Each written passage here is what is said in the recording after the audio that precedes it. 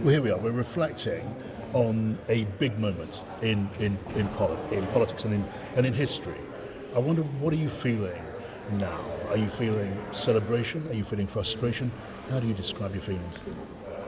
Well, to tell you the truth, I'm just feeling glad that I survived and that I'm here and meeting all of these people that we work so hard with, particularly when you see Senator Mitchell coming forward, and with his health issues, and he made an outstanding contribution to our peace process, and so I'm just glad to be, and to meet also some people who I haven't seen in some time, who have retired from politics or went on to do something else. So I've that sense of sort of quiet achievement. I don't think it should be a lap of honour. It's the next 25 years we need to be trying to figure out and to make progress in. Right, but let's talk about the future.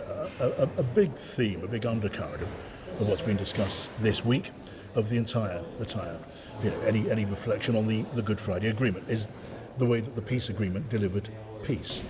Now, do you believe in your heart that, yes, we've seen petrol bombs thrown on the street in recent days, there was an attempt to kill a police officer, but do you believe violence and killing on the scale that we remember from the days of the Troubles, is that now gone for good? Yes, in my view, yes, because the major combatant force from the Republican side was the Irish Republican Army, the IRA, and it has left the stage. It came in, I suppose, in broad support, took a number of initiatives, and then ceased to come. You might get these dastardly actions by small, non-representative groups, but it will never go back to what it was before. And that's because the will of the people is behind the peace and also behind the need to make political progress. But that's another issue, just in terms of your question about peace. The peace is here and here to stay, and hopefully will continue to take root, and those small groups will fade away as well. Well, that is an optimistic message. And on those small groups, at the height of the Troubles, there was a measure of support for the provisional IRA among the nationalist and Republican community in Northern Ireland. Is that feeling, that sentiment now, do you think, extinct?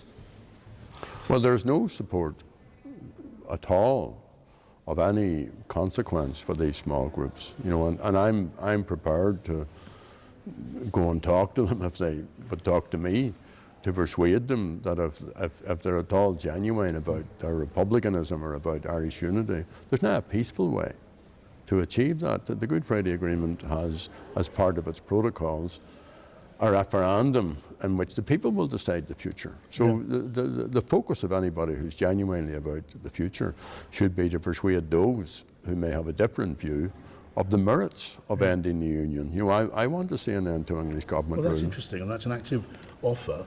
I imagine it's within your power to tap into some channel of some kind to reach out to the people who've been responsible for that kind of violence. Have you done so? Has anyone done so on your behalf? Yeah, well, we've made a number of efforts to engage with them. Thus far, they've refused to engage with us.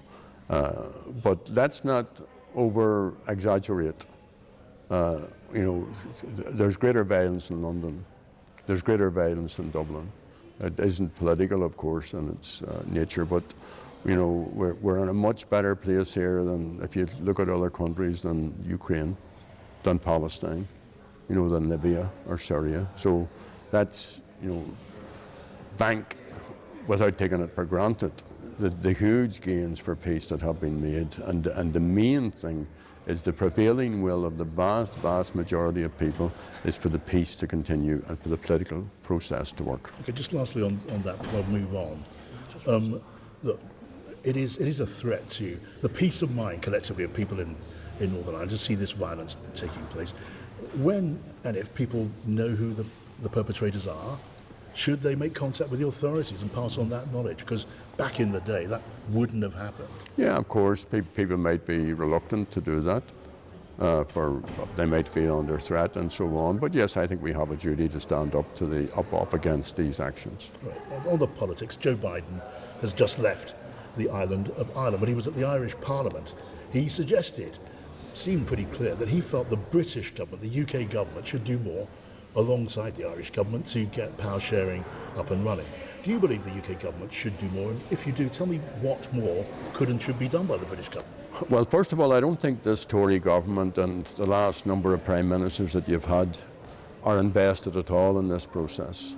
Well, didn't Rishi Sunak bring about the Windsor framework through a lot of personal effort? Is that not fair? Well, that's fair enough insofar as it goes, but they're also turning up the human rights aspect of the Good Friday Agreement. They're turning up the programme of protocols that were put in place to deal with legacy issues at the Stormont House Agreement. So they're ripping those up in defence of their own operatives and military forces and so on. But your question directly, to answer it directly, what should they do? Part of the structures set out in the Good Friday Agreement are for what is called an intergovernmental ministerial conference. And that's to deal exactly with the problems that we have at the moment, that the two governments come in and start to make progress where it's possible in the absence of the parties or a party doing that. I also think the government in London should start to consider its responsibility is to leave the place at some point by organising the referendum which is contained in the Good Friday Agreement. Now, I don't want to see that foisted upon people without warning. I don't want another Brexit. Sinn Féin, Mary Lou McDonald has set out the need for a planning process for people to come together to get expert support to deal with issues of concern about health services, about integration, about governance, about rights, about identity. So there's lots of work that the two governments can be doing. Yes, I just wonder, are you minded to give Rishi Sunak credit for the work done so far? I mean, your relationship with Tony Blair, it's fair to say, was at times quite warm.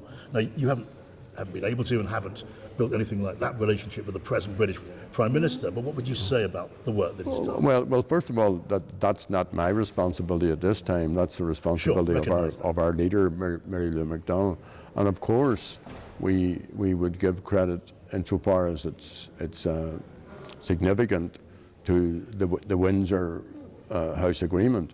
But where did that come from? That came from the British government turning up the protocol. And where did that come from? That came from the British government foisting Brexit upon us, contrary to the wishes of the people who lived here. So, if we want to take the short view of history, yes, fair enough, he has straightened out a means to sort out the relationship with the European Union, but he has not fulfilled his obligations in terms of the Good Friday Agreement, and he needs to do so. I mean, I could, if he were here, he'd say Brexit was a consequence of a vote of the British people. You would no doubt say the people of Northern Ireland did not feel the same way, and that's how that would play out. On the question of... I also have to say that I've lost track of your Prime Ministers in recent times. There have been a few. On the question of the United Ireland, I spoke to Bertie Ahern and asked, where did that ambition now feature in his imagination of events in the future? He suggested, he believed it was possible to consider a United Ireland coming into being by the end of this decade. What are your thoughts on that? Well, I think it should be preceded, as I've said before, by that careful process of inclusive planning. I'm loath to put a time on it. I do think this, and Mary Lou McDonald has described it as a decade of opportunity. So I think that Bertie may be right in terms of he's chiming with what Mary Lou said. There's a possibility, there's the potential to sort this out. But you see, if you consider where we've come from, and we're now at a point where all the players that weren't talking to Sinn Féin 25 years ago, we now have respectful relationships with them. We indeed have friendships with some of them, including within the unionist parties. So we should be starting then to start challenging each other. If the unions want the union, which they say they do, well, then let them tell us about the merits of it. Let them tell us about how this place can be more inclusive, how people can have their rights, and let us, for our part, do the same thing in terms of Irish unity, point out the merits of us governing ourselves free of English government rules. So I think all of that could be done gently. This is 2023. over the next 2 or 3, 4 years, and then we would go into a referendum if that was done properly. Well, that's your ambition.